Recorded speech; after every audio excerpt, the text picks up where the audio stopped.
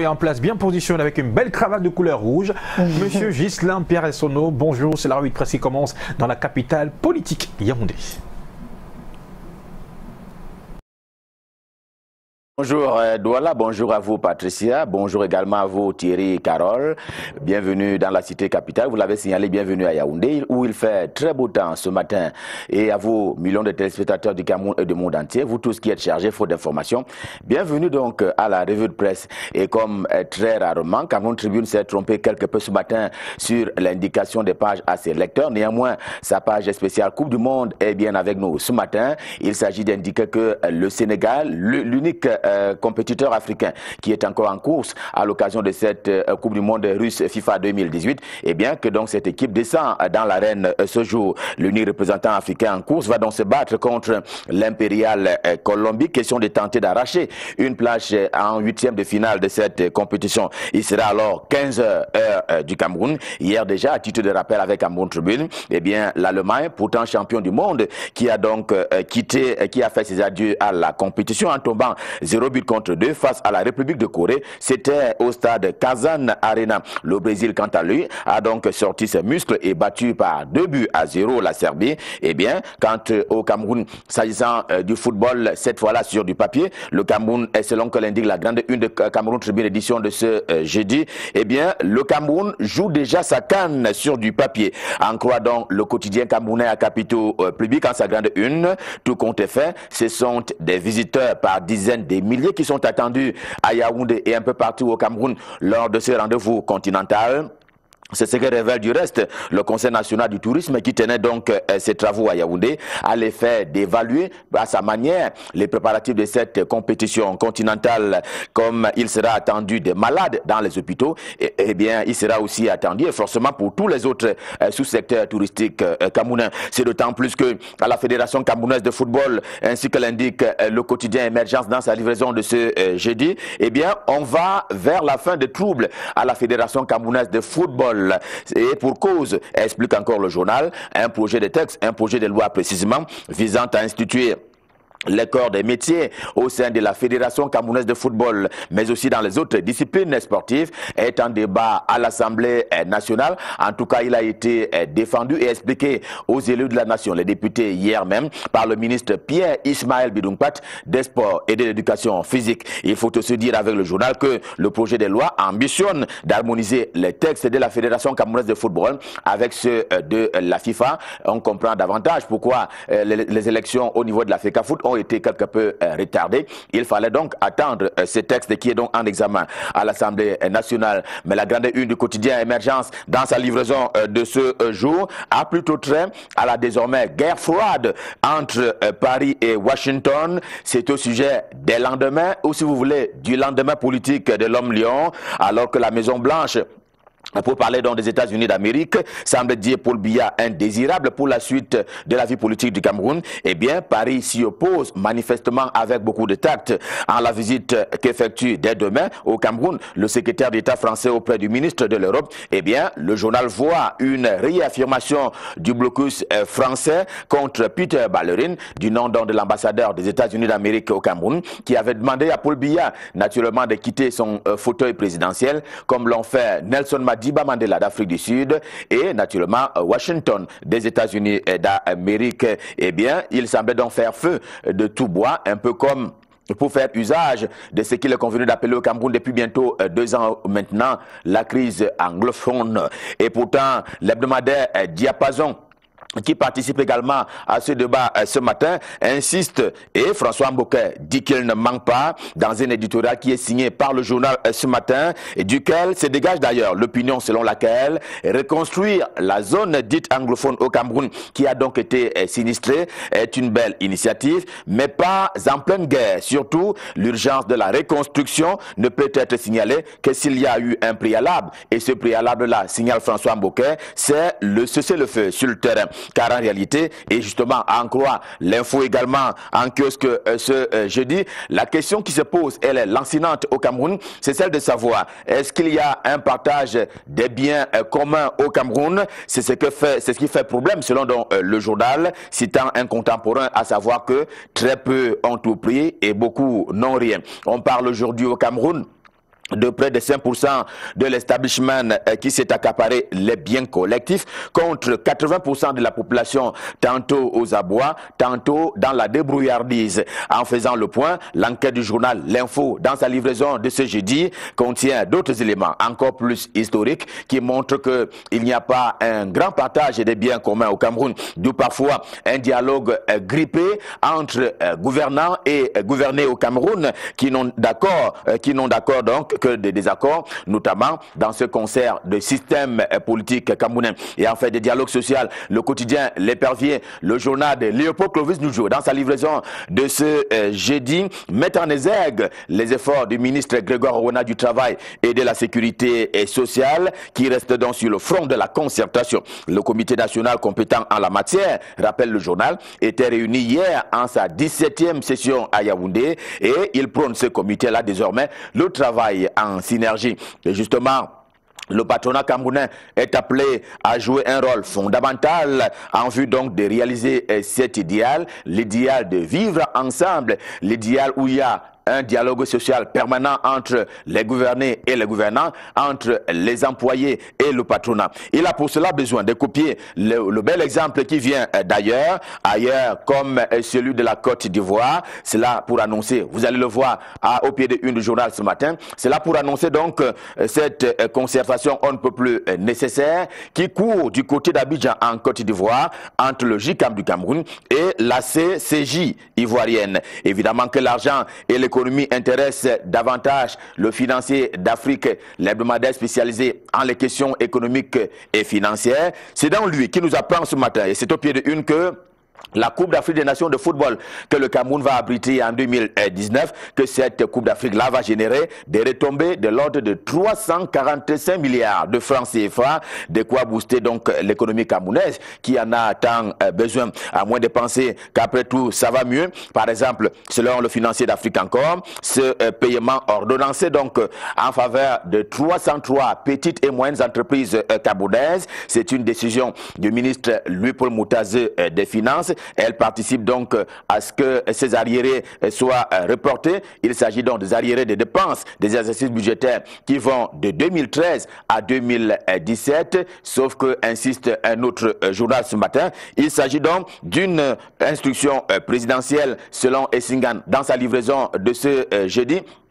Le journal qui fait savoir que, en fait, le ministre Louis-Paul Moutazé exécute bien les instructions présidentielles. Paul Biya qui a donc demandé à ce que soit apuré à hauteur de 10 milliards de francs CFA cette espèce de dette intérieure, à hauteur donc de 10 milliards de francs CFA, de quoi donc donner du sourire aux promoteurs des petites et moyennes entreprises camerounaises en cette année électorale, et les factures qui seront donc payées. Et pourtant, elles étaient déjà frappées de forclusion des exercices budgétaires allant donc de 2013 à 2017. On peut comprendre en cette année électorale pourquoi le Pélican est également en kiosque ce matin, parle de Paul Biya comme étant déjà élu avant l'élection. Ici comme là-bas, il est plébiscité par les militants de son parti politique, le Rassemblement démocratique du peuple camerounais RDPC, dans la haute Sanaka, vous le voyez, et bien comme dans le Mungo, c'est dans lui l'homme providence, selon les militants de ces deux départements de la République du Cameroun, rapporte le journal, qui n'est alors qu'un messager à l'occasion. A versé aussi dans ce chemin la grande une de l'hebdomadaire, le jeune reporter, qui parle également de cet autre appel, venu cette fois-là du pays Bassa. Nous sommes dans l'Oignon et Kélé, et tout comme le fait également l'hebdomadaire Politica, lui aussi participe de ces appels à répétition, appels à candidature, qui demande donc à Paul Biya de se porter de nouveau candidat à l'élection présidentielle qui doit avoir lieu en octobre prochain. Politica également en kiosque ce matin, lui s'apaisantit sur le cas du département de la Lekié. Nous sommes dans la région du centre Cameroun, et en insistant sur cet homme, vous le voyez en image, Henri Eyebea ici, dont le journal dit qu'il est le fou du roi, si l'on considère Paul Biya comme en étant un matin. À son actif, à l'actif donc d'Henri Eyebe Aïssi, la modification de la Constitution en 2008, l'effort de guerre qu'il avait alors engagé contre la secte terroriste Boko Haram, la présidentielle qui avait été souhaitée, anticipée par lui, et maintenant, rappelle le journal, le financement de la campagne de Paul Biya, c'est encore lui qui a inventé cette autre façon de faire. Il y a Henri Eyebe Aïssi et il y a, selon le journal Camaroès, lui aussi en kiosque ce jeudi, Boniface Ba Yaole, eh bien c'est un nom auquel il faut désormais s'habituer. Nous sommes là dans le maillot d'Anaï, dans la région de l'extrême nord Cameroun, lui aussi indique le journal. S'attelle au quotidien à rendre visibles les grandes réalisations du président Paul Biya. Cela participe du vivre ensemble que chante Afrique Libre également en kiosque ce jeudi. Le journal promeut simplement le vivre ensemble qui est ici porté par Ernest Ngale Bibeye. Il est donc le ministre camerounais en charge des transports, mais surtout personnalité ressources au niveau de son département pour ce qui est donc de l'accompagnement des idéaux du président Paul Biya. Et tel ne semble pas le cas au Labo Génie à propos du vivre ensemble. Vous allez le voir également en image avec le journal Le Soir ce matin, version Moifo. Pour parler donc du Labo Génie, eh bien, ça ne va pas. Rien ne marche de ce côté-là. Et d'ailleurs, le journal parle de catastrophe et en se référant à des grincements de dents, notamment au plan financier et du climat social qui prévaut donc au sein de l'entreprise. J'ai nommé le Labo Génie. Sa presse est tout aussi pressée ce matin d'annoncer à propos de ce climat on ne peut plus délétère dans le travail. Sa presse est tout aussi pressée ce matin d'annoncer qu'à l'ambassade du Cameroun, notamment en Italie,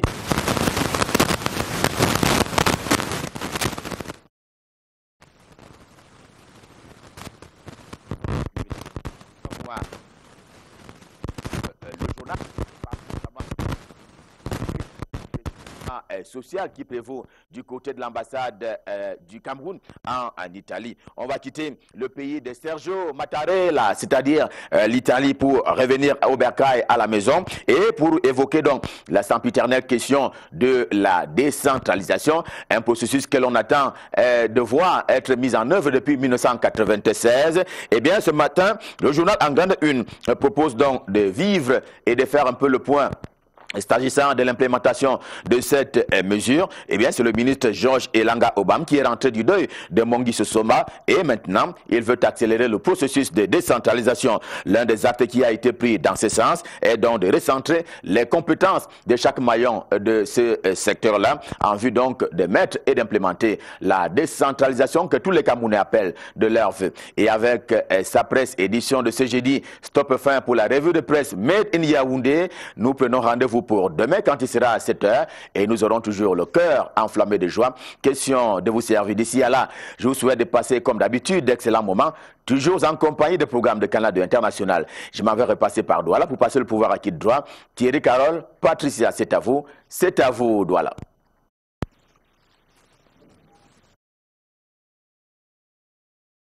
À votre suite, merci Gisèle Pierre-Aïssono. On vous retrouve demain avec toujours le même plaisir. Et cette fois, nous sommes avec toi, Michael. Comment vous allez ce matin? Je vais très bien. Et vous, ça va? Oui, ça va. Dis bonjour à Thierry. Écoutez, il est là. Comme d'habitude, 10 fils Balvin. Je suppose qu'il a déjeuné au Pompilé ce matin. Non, non, ce matin on n'a pas eu de Pompilé avec noix de Balvin au déjeuner. On n'a pas eu le temps. Juste une boisson de thé pour retrouver un peu de... Super. De finesse. Allez, monsieur Michael Tikio, ce matin, vous allez tout de suite démarrer cette revue de presse avec un autre journal. Oui, on débute ce jour par un journal d'expression anglaise, The Post Weekend, qui est en kiosque et nous parle de la crise anglophone. La crise anglophone avec les régions du nord-ouest et du sud-ouest du Cameroun toujours en crise depuis le début, depuis bientôt 2 ans maintenant.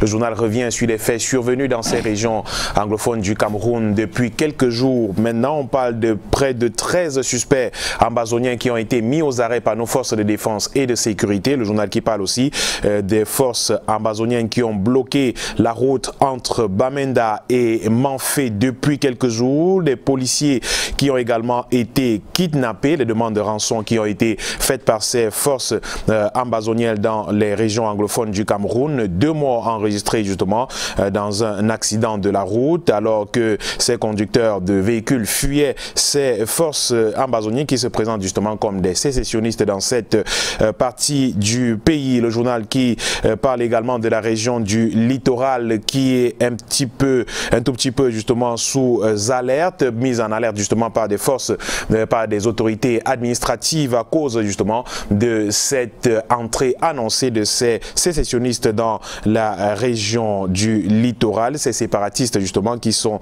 annoncés dans la région du littoral, et l'alerte justement la cote d'alerte a été relevée par les autorités de la ville de Douala. La Nouvelle Expression parle également de cette actualité à sa une en kiosque aujourd'hui. Le journal de Séverin Tchouke revient sur ces sécessionnistes qui gagnent du terrain, cette fois-ci dans la région de l'Ouest Cameroun, après Fongo Tongo dans le département de la Ménois. Cette fois-ci, c'est Babadjou dans les départements de Bamboutos, où une gendarmerie a été attaquée par ces sécessionnistes justement qui sont arrivés sur place pour tenter de libérer l'un des leurs qui a été arrêté la veille. La Nouvelle Expression qui revient de long en large et en détail d'ailleurs sur les échanges de coups de feu qui ont eu entre ces forces de défense et de sécurité camerounaises, les gendarmes justement de cette localité. On devrait avoir La Nouvelle Expression en image, le journal qui revient sur cette attaque de cette gendarmerie de Babadjou.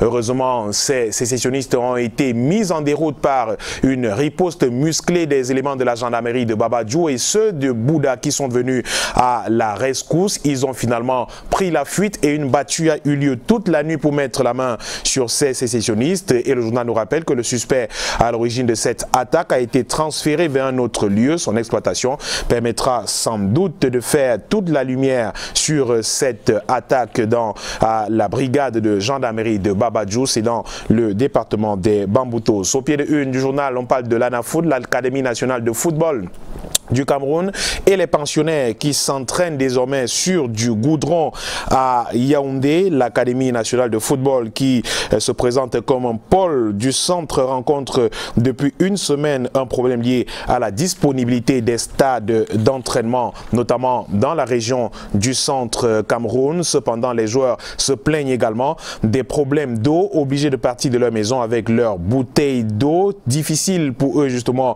de joindre les deux bouts. Ces jeunes qui sont également confrontés au problème des équipements car ils continuent de s'entraîner avec des tenues différentes. Ils ont pourtant déboursé la somme de 10 000 francs CFA pour l'inscription et 40 000 francs pour le kit d'entraînement, mais jusqu'ici il n'en est toujours rien. Mais l'un des responsables de l'Académie nationale du football fait savoir que dans quelques jours les équipements seront livrés à ces jeunes. Cependant, ils s'entraînent sur du goudron à Yaoundé en attendant justement que les stades leur soient ouverts. De nombreux stades dans lesquels ils s'entraînaient auparavant sont fermés en attendant la mission d'inspection de la Confédération africaine de football qui devra arriver au Cameroun dans quelques jours. Le journal Mediafrique 24 également en kiosque ce jeudi parle de la prorogation du mandat les députés à l'Assemblée nationale. Mediafrique y voit une stratégie de campagne en vue de la présidentielle à venir. Mediafrique 24 qui revient sur ce texte qui est en examen à l'Assemblée nationale, épluché par les députés, qui devra passer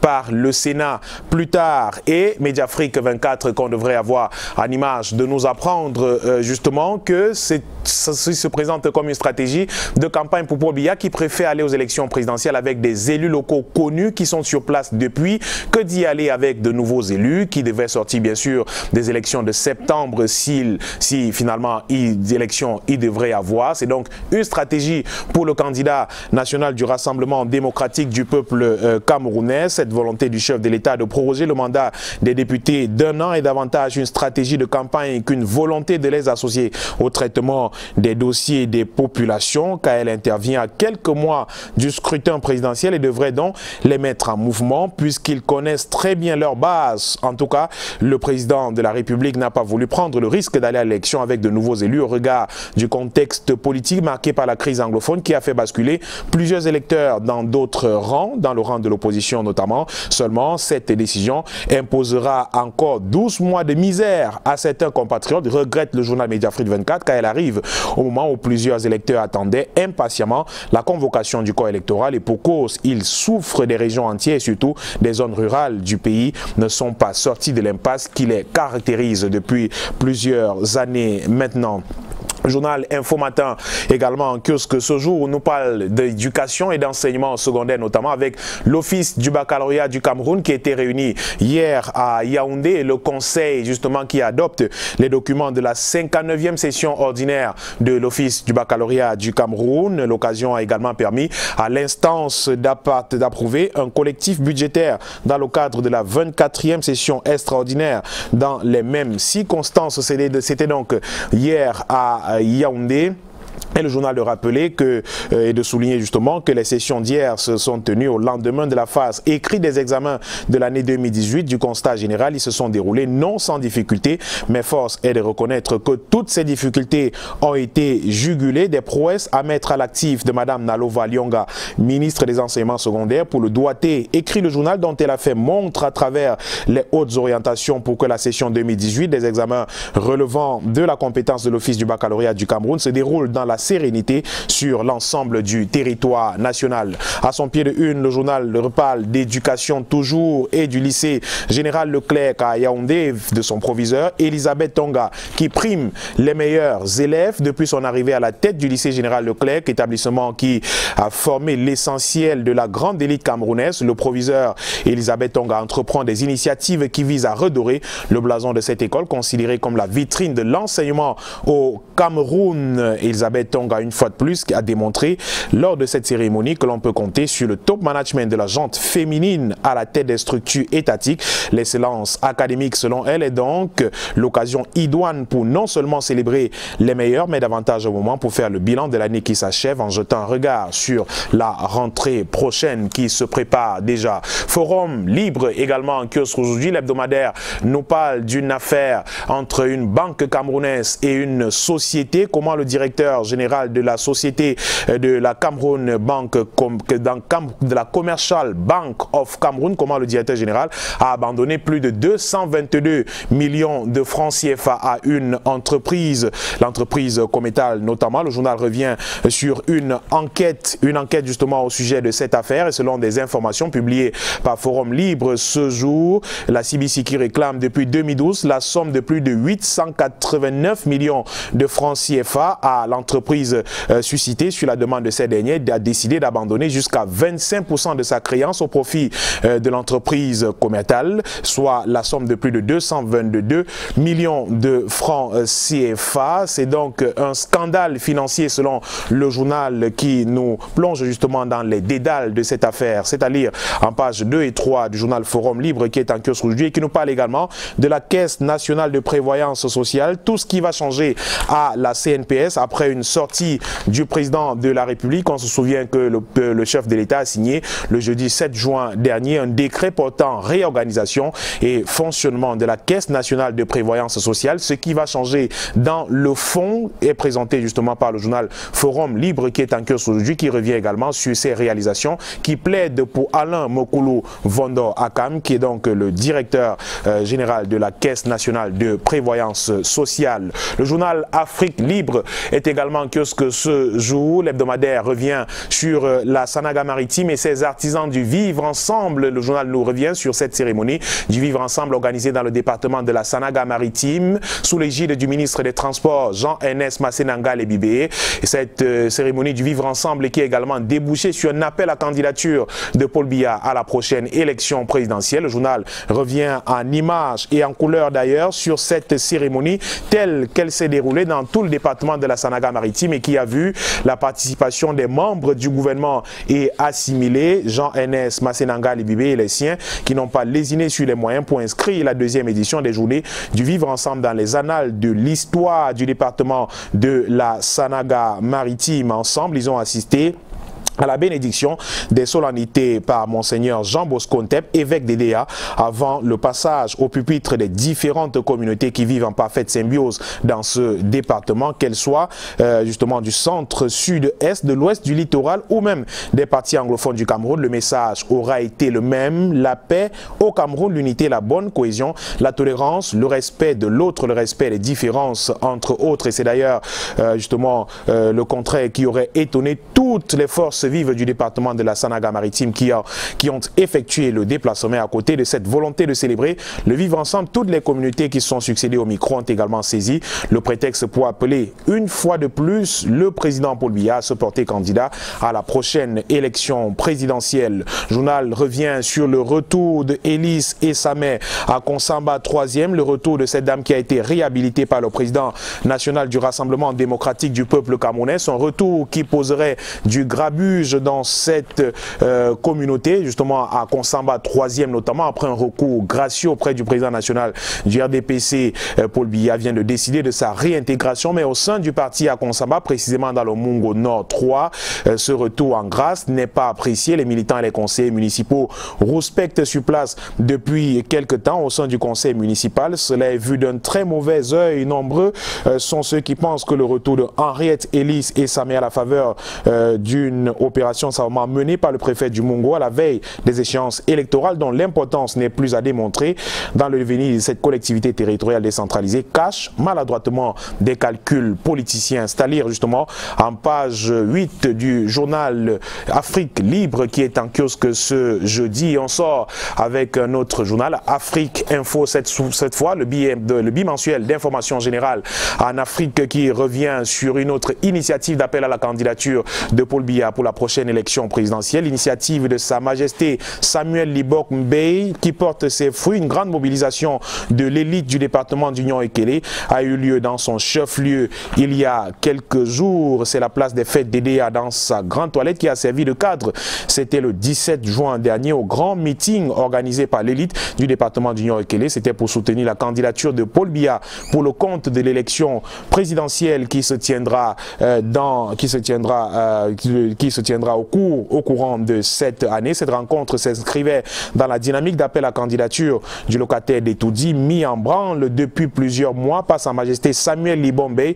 Cette cérémonie fort courue avait, entre autres articulations, la levée de fonds pour le soutien de cette candidature grâce à l'enrôlement sur les listes électorales. Au total, la somme de 12 millions de francs CFA a été collectée ce jour. Ensuite, les populations de ce département ont demandé au chef de l'État de se représenter à l'élection présidentielle de cette année. C'est avec le bimensuel Afrique Info que nous terminons cette deuxième partie de la revue de presse de jeudi à Douala. Beaucoup d'informations quand même, Patricia Kayi. Il faut se rendre dans les kiosques à journaux pour acheter un journal, c'est très important, 400 francs seulement. Et avoir